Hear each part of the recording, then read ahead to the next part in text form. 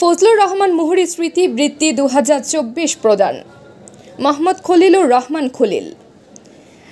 আজ 1/4/2025 রোজ মঙ্গলবার আলমনগর দক্ষিণপাড়া ভাটা নদীর বাঁকে সমাজ কল্যাণ সংঘের উদ্যোগে ফজলুর রহমান মুহুরী স্মৃতি বৃত্তি পরীক্ষায় উত্তীর্ণ শিক্ষার্থীদের মধ্যে পুরস্কার বিতরণ করা হয়েছে। মরহুম ফজলুর রহমান মুহুরীর সহধর্মিণী শ্রীরামপুর ইউনিয়ন পরিষদের সাবেক সদস্য রাশেদা বেগমের সভাপতিত্বে প্রধান অতিথি হিসেবে উপস্থিত ছিলেন মেজর জেনারেল অবসরপ্রাপ্ত কামরুজ্জামান।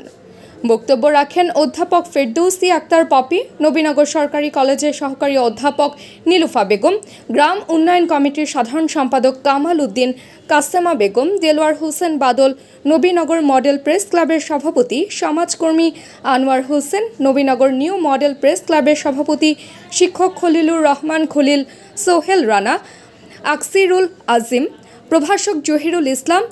অনুষ্ঠানের সার্বিক ব্যবস্থাপনায় ছিলেন ভাটা নদীর বাঁকে সমাজ কল্যাণ সংঘের সভাপতি শরীফুল ইসলাম।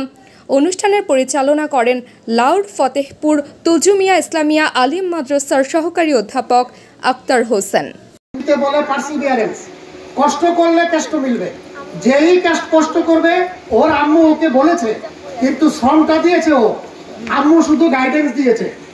সব আম্মুরাই চায় তার সন্তান ভালো করুক, বাট সন্তান যদি নিজে কষ্ট না করে তাহলে কিন্তু ভালো করা কঠিন। সো আমি যারা বাচ্চারা আছো, তোমাদের জন্য এখন অনেক সুবিধা। এখন তোমার গাড়ি এই পর্যন্ত আসে। আমরা খালার বাসাতে সাঁতরায় আসতে হইতো, নৌকা না থাকলে কাদা টাদা পার হয়ে আসতে হইতো। আমাদের তখন ব্রিজ ছিল না, বাঁশের সাঁকো। আমি নবীনগর স্কুলে যাইতাম এই লুঙ্গিটা মানে মালকুচা দিয়ে, কারণ বই পড়ে যেত নিচে, মানে খাল বিল দিয়ে তারপর স্কুলে যাইতে হতো।